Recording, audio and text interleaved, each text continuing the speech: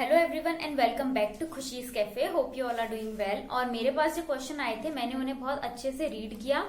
उसके बाद में कुछ मुझे ऐसा लगा कि कॉमन पॉइंट्स हैं जो कि मैं आपको कॉमनली डिस्क्राइब कर सकती हूँ कुछ बता करके। सो आज मैं क्या करने वाली हूँ, थोड़ा डिफरेंट टेक्निक मैंने लगाई है आप लोगों के क्वेश्चंस को सॉल्व करने के लिए। आज हम क्या करने वाले हैं, मैथ्स की तरह आप लोगों के क्वेश्चन को सॉल्व करेंगे। मैं आप लोगों को बताऊंगी फॉर्मूला और दूंगी कुछ एग्जांपल्स। उसके बाद आपको आपकी लाइफ के प्रॉब्लम्स में वो फॉर्मूला लगाने हैं और अपनी लाइफ के प्रॉब्लम्स को सॉल्व खुद करना है। क्योंकि मुझे ऐसा लगता है कि मैं पका पकाया आंसर आपको दे दूंगी, आप उस पर वर्क नहीं कर पाएंगे। इसीलिए चीजें जब तक चेंज नहीं होंगी हमारे अंदर, जब हम खुद उसके ऊपर कॉन्शियसली एफर्ट नहीं डालेंगे। इसीलिए मैंने कुछ इस तरीके का प्लान आज रखा है। तो चलिए देख लेते हैं मैंने यहाँ पे क्या क्या आपके लिए लिखा हुआ है। ये कुछ फॉर्मूले मैंने लिखे हुए हैं। करना क्या है, आपको किस टेक्निक से चलना है, दो आपको फॉर्मूले नल रखने हैं, दो टेक्निक्स। वो ये कि इनसाइड आउट जो भी चेंजेस करना है, जो भी आपको डिसाइड करना है वो अंदर से डिसाइड होगा, देन आपको वो आउटसाइड रिफ्लेक्ट करना है। इससे क्या होगा, आपको कोई भी काम फोर्सफुली नहीं करना पड़ेगा। जो भी काम आप करेंगे वो चॉइसफुली करेंगे। लास्ट में आपको समझ में आएगा कि जो भी आप कर रहे हो वो आपकी चॉइस होगी। ठीक है, नेक्स्ट क्या होगा, वो हमको किस तरीके से डिफाइन करनी है अपनी चॉइसेस, जिसके लिए हम लगाएंगे एक मेथड जो कि होगा ओनियन पील फॉर्मूला। जैसे कि मैंने यहाँ पे एक ओनियन का डायग्राम बनाया है। तो जब हम लोग प्याज को छीलते हैं तो layers by layers, layers by layers जब हम छीलते चले जाते हैं तो अंदर जाके एट लास्ट कुछ भी नहीं बचता है, खाली हो जाता है, सारे छिलके उतर जाते हैं। ऐसा ही हमें अपने खुद के साथ करना है, अपने मन के साथ करना है। अपने मन से इतने सारे क्वेश्चंस पूछते रहना है, पूछते रहना है, पूछते रहना है कि एट लास्ट जाके आपके पास कुछ भी ना बचे, मतलब रिग्रेट के लिए आपके पास कोई भी ऑप्शन ना बचे। तो जहां पे आप रिग्रेट लेस हो जाएंगे, जिस भी पॉइंट पे जाके आपको ऐसा लगेगा कि हाँ अब यहाँ पे रिग्रेट नहीं है, वो ही आपका फाइनल आंसर होगा। तो चलिए अब ये जो मैं आप लोगों को समझा दिया है, इसको थोड़ा सा हम एग्जाम्पल के साथ में समझ लेते हैं। तो आपको ना जैसे ही आप इन दोनों चीजों को समझोगे तो आपको ये जो सारे फ्रेजेस होते हैं ना हमारे, live in present, fight with yourself, खुद को हराकर जीत मिलेगी, डर के आगे जीत है, ये सब हमको कोर्स बने ही इसीलिए हैं ताकि हम अपनी लाइफ में इन्हें अप्लाई करें। लेकिन कैसे अप्लाई करना है ये हमको नहीं पता होता। फ्लो होता है, जैसे कि बहुत जितने भी लोगों के क्वेश्चन है मैक्सिमम इस फ्लो के लिए ही है कि हम इस वजह से डिस्ट्रैक्ट हो जा रहे हैं, इस वजह से डिस्ट्रैक्ट हो जा रहे हैं। तो हम क्या करें कि एक फ्लो मेंटेन रहे लाइफ में। वो आज हम लोग देख लेते हैं।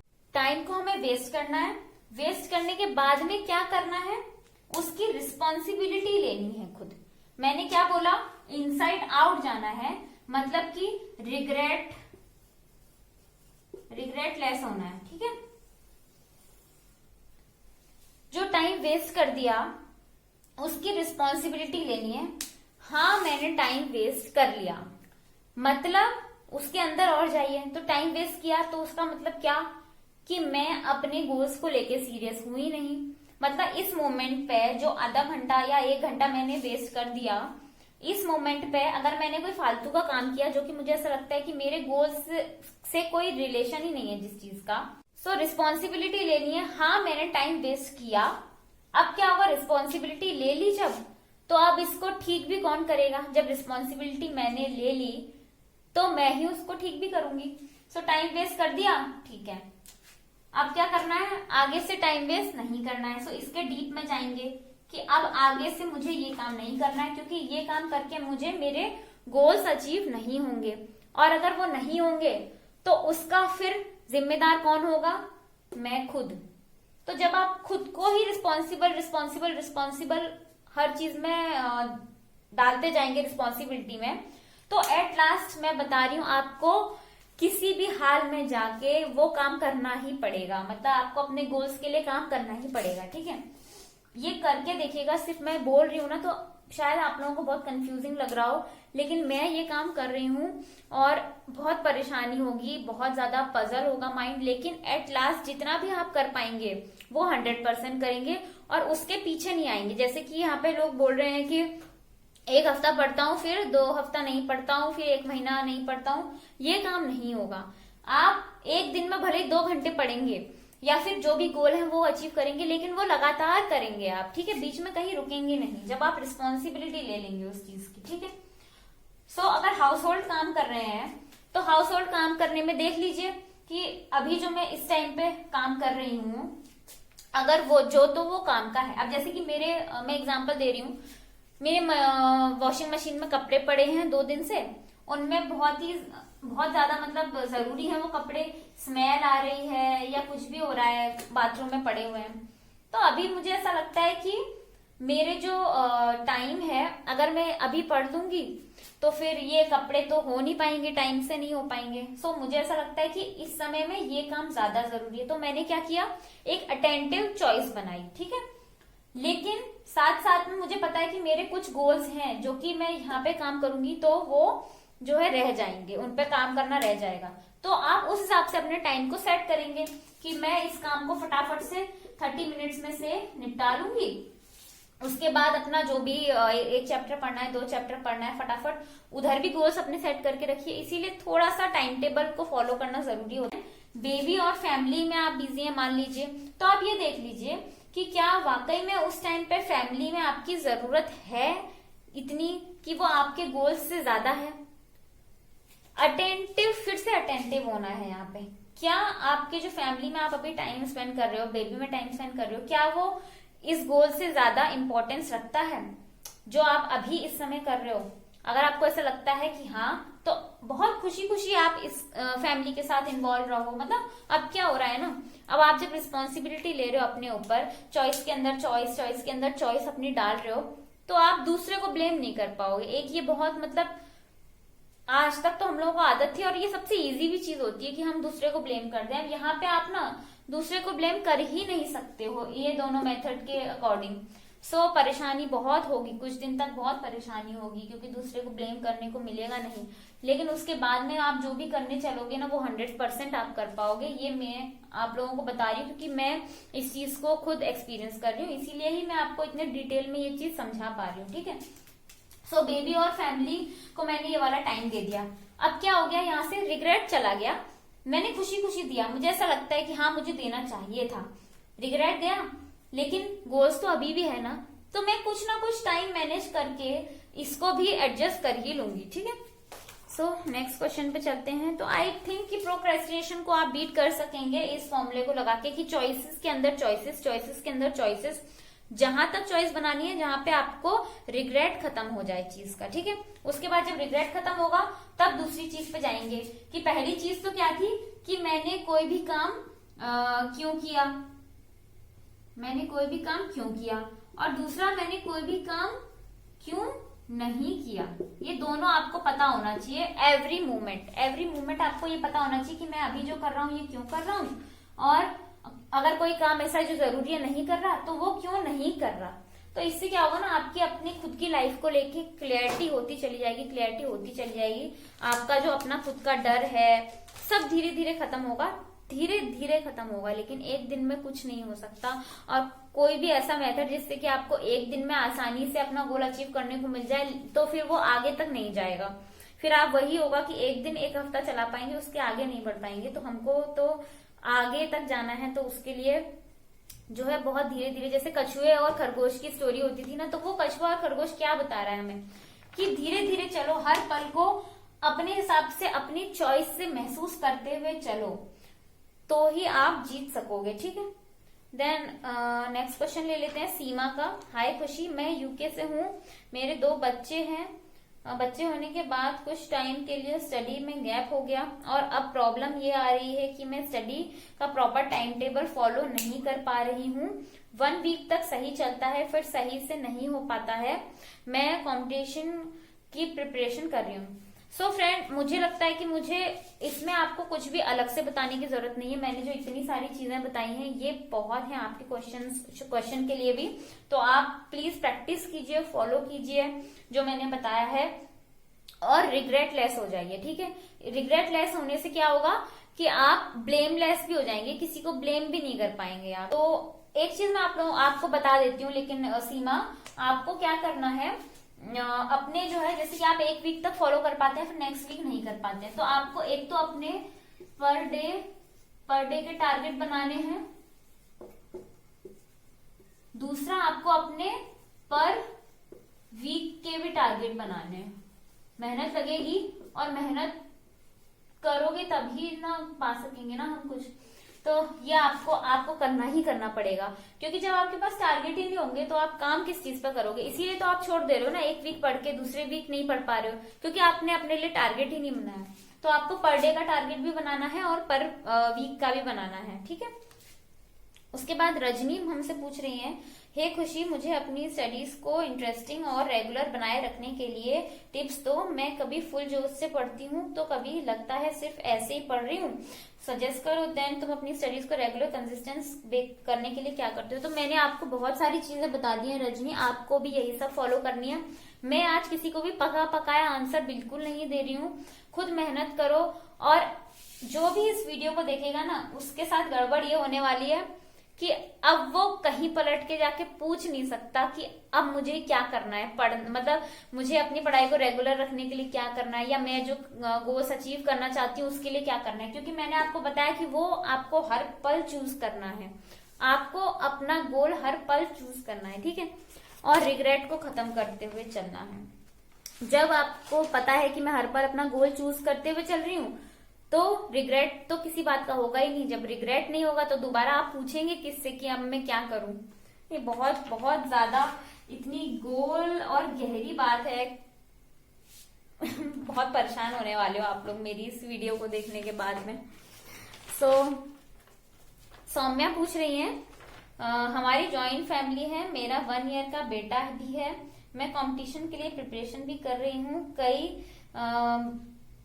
कई बार फैमिली में जैसे कोल्ड वॉर हो जाता है एक्सेट्रा, तो मेरा माइंड वहीं हैंग हो जाता है, उस चीज से जल्दी से निकल नहीं पाती, जिसका नुकसान मुझे ही होगा, पढ़ाई नहीं होगी। तो सौम्या, आप इतना तो समझ रहे हैं बहुत ही अच्छे से कि नुकसान आप ही का हो रहा है। तो अब क्या करना है, आपको चॉइस वही देखनी है फिर से। जैसे कि आपने बोला कि आपके यहाँ लड़ाई हुई तो आपको जल्दी से नॉर्मल होना है, तो पहले तो मैं ये कहूंगी कि जल्दी से कुछ भी मत होने दीजिए, आराम से ही होने दीजिए। तो पहले तो आप बहुत ज्यादा जो भी मान लीजिए जो भी प्रॉब्लम हुई, ये हो गई हमारी प्रॉब्लम। अब क्या करते हैं हम लोग, डिस्टर्ब होते हैं सोच सोच के चीजों को ना। बाहर तो चलो जिसने जो बोलना था वो बोल के भी चले भी गए होंगे, लेकिन हम माइंड में उसको सोचते रहेंगे, ठीक है। तो हम क्या करेंगे, उसको सोचते रहेंगे, सोचते रहेंगे, सोचते रहेंगे, सोचते रहेंगे। लेकिन हम क्या करते हैं, खुद को रोकते नहीं है कहीं पे, खुद को पूछते नहीं है कि हम ऐसा क्यों कर रहे हैं। सोचते सोचते ही जब हम सोच रहे हैं, थोड़ा सा हटिए और पूछिए कि ये, पूछिए भी मत, चॉइस बनाइए। सॉरी, पूछने की तो बात है ही नहीं यहाँ पे, चॉइस बनाइए कि मैं क्यों सोच रही हूँ और इसको सोचने से मेरे क्या फायदे हैं, ठीक है। अब मान लीजिए आपने खुद से पूछा कि क्यों सोच रही हूँ, क्या फायदा हो रहा है मुझे इससे, तो ऑब्वियस सी बात है मन कभी झूठ नहीं बोलेगा। या तो दो बातें होंगी, आपको या तो कोई फायदा हो रहा होगा या कोई नहीं हो रहा होगा। अब कोई फायदा आपको क्या हो सकता है ज्यादा सोचने से, कि वाकई में आपको सिचुएशन का कोई सॉल्यूशन मिल गया है इसीलिए आप सोच रहे हैं, तो ठीक है।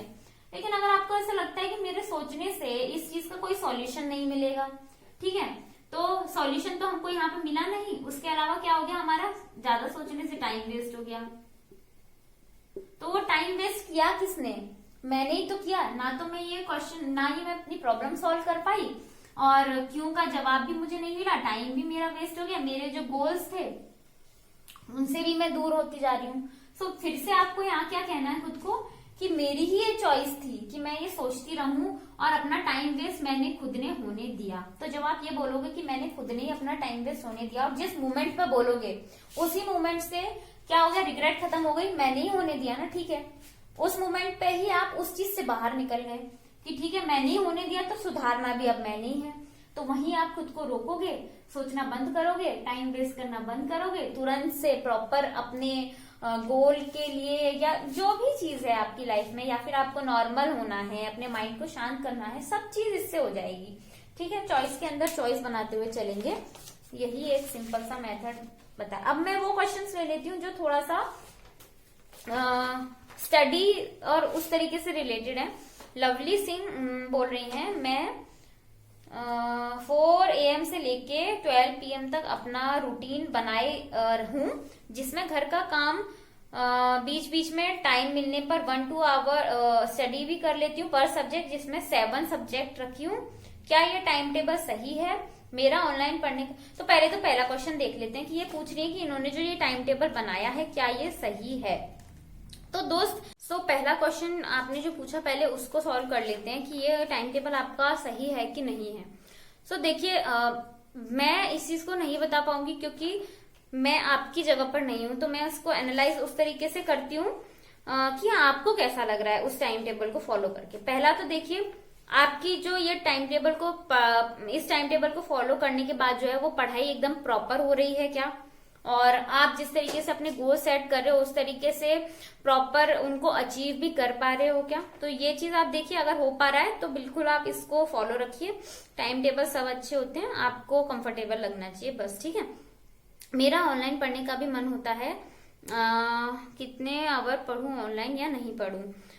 अगर आप बिल्कुल बेसिक लेवल पर हैं तो अभी ऑनलाइन मत पढ़िए, अभी आप NCERT या जो भी मतलब स्टैंडर्ड बुक्स हैं उनको लीजिए, और ऑनलाइन में ज्यादा से ज्यादा आप करंट अफेयर्स को फॉलो कर सकते हैं। तो अगर आप बेसिक्स पर हैं तो ऑनलाइन मत जाइए, मैं ये कहूंगी, वरना बुक से भी डिस्ट्रैक्ट हो जाएंगे। मेरा आंसर आपके लिए ये रहेगा। बाकी आप ज्यादा जान सकते हैं कि आपका अभी फिलहाल कितना आप कर सकते हैं, और ठीक है। देन स्मिता गोस्वामी पूछ रही है, if a working women want to start preparation for APSC what tips do you recommend. Smita, मैं ये कहूंगी कि आसाम PSC की बात आप कर रही हैं शायद। वर्किंग वुमेन तो मैं भी हूं अब, और काम और घर का काम, जैसे कि मेरा है, मुझे बाहर तो जाना नहीं है, तो आपका होगा तो शायद आप बाहर ऑफिस भी जाते होगे। तो सब चीजों में बैलेंस बिठाते हुए आप जितना भी टाइम निकाल सकते हैं आप निकालिए, और ऐसा कोशिश कीजिए कि वो टाइम आप अपनी स्टडी को दें जहां पर कि आप क्वालिटी स्टडी कर पाए। 2 आवर भी अगर आप स्टडी कर रहे हैं तो वो बहुत क्वालिटी वाली हो, इस चीज पे आप ध्यान रखिएगा, क्योंकि वर्किंग वुमेन बहुत ज्यादा टाइम तो वेस्ट नहीं कर सकती ना, क्योंकि उसको जॉब भी जाना है। तो इस हिसाब से आप अपना सेट कर सकते हैं। देन सोनू शर्मा पूछ रही है, माई एज इज 38, मैं ग्रेजुएट हूँ, क्या मैं B.Ed कर सकती हूँ? एज आगे नहीं तो इस एज में बेस्ट ऑप्शन अगर नहीं तो इस एज में बेस्ट ऑप्शन क्या हो सकता है? इग्नू के कोर्सेज की भी थोड़ी डिटेल में बताएं।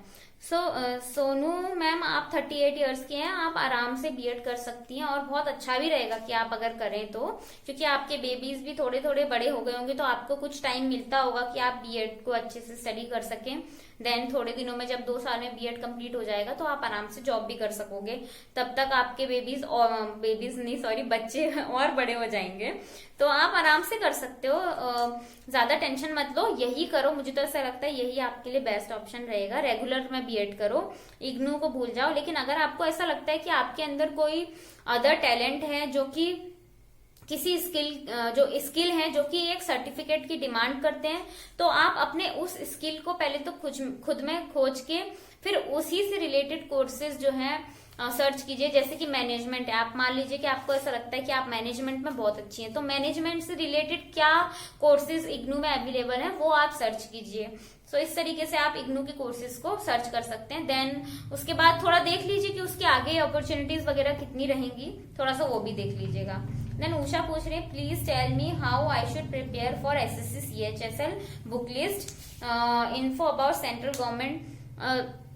उषा, मैं बहुत ज्यादा तो सारे एग्जाम्स की नॉलेज इतनी भी नहीं रखती हूँ कि मैं हर चीज का आपको बता सकूं। मेरा बेसिकली SSC CGL बैंकिंग वगैरह का एक्सपीरियंस है, तो वो मैं आप लोगों के साथ शेयर करती हूँ। तो जितनी भी बुक लिस्ट वगैरह होगी SSC के लिए वो मैंने ऑलरेडी शेयर की हुई है, तो मैं लिंक डिस्क्रिप्शन बॉक्स में दे दूंगी अपने वीडियोस की या अपने चैनल की, जो कि दूसरा स्टडी कीन है, वहां पे मैंने ऑलरेडी सब कुछ शेयर किया हुआ है, तो वो आप देख सकते हैं। इसके अलावा अदर जो गवर्नमेंट एग्जाम होंगे उनकी मुझे उतनी नॉलेज नहीं होगी, लेकिन मैं इतना जरूर कह सकती हूँ कि हर एग्जाम में आपको क्वांटिटेटिव एप्टीट्यूड, रीजनिंग, इंग्लिश वगैरह जो जनरल है ये सब मिलता ही मिलता है, तो इसकी प्रिपरेशन तो आप करिए ही। आप कोई भी एग्जाम देंगे ये चीज सब में काम आएंगी, ठीक है। सो बेसिकली आप ना एग्जाम्स को मत देखिए, आप ना उसका सिलेबस देखिए कि सिलेबस क्या कहता है। सो एग्जाम्स का सिलेबस देखेंगे तो उस हिसाब से आपको पता चलेगा कि मोस्टली सारी ही, अगर कोई स्पेशलाइज्ड जॉब की बात नहीं करें तो आपको पता चलेगा कि मोस्टली सारे एग्जाम्स में जो चीजें हैं वो एक ही हैं, थोड़ा बहुत ऊपर नीचे पैटर्न का या फिर जो उसका लेवल है उसका डिफरेंस रहेगा। जैसे कि एसएससी CHSL के जो क्वेश्चंस होंगे वो उतने ज्यादा डिफिकल्ट नहीं होंगे जितने कि एसएससी CGL के होंगे, बस यही डिफरेंस रहेगा। लेकिन आपको पढ़ना सेम। आज मैंने आप लोगों को जो भी चीजें बताई हैं उन सबको अगर आप फॉलो नहीं करेंगे तो आप कुछ भी चेंजेस नहीं ला पाएंगे। कुछ भी चेंजेस हमें इनसाइड आउट ही लाने हैं, हमें अंदर अपने वर्क करना है, उसके बाद ही चेंजेस बाहर आएंगे, जो कि एक बहुत स्लो प्रोसेस होता है और जो कि हम करना नहीं चाहते हैं, लेकिन करेंगे तो आगे जाके आपको पूछना नहीं पड़ेगा किसी, खुद से पूछिए, आपको खुद ही आंसर मिलेगा हर चीज का। सो इसी नोट के साथ में मैं इस Q&A वीडियो को एंड करती हूँ। आई होप कि आप लोग मेरी बात समझ पाए होंगे। कहीं पे भी इन चीजों में डाउट है जो मैंने 2 आपको एक्सप्लेनेशन दिए हैं तो आप मुझसे वो चीज पूछ सकते हैं। और अगर किसी सिचुएशन में भी आप स्टक हो रहे हैं तो आपको उसका आंसर नहीं मिल रहा है तो उसके लिए भी आप मेरी हेल्प ले सकते हैं। So see you in the next video, bye bye for now.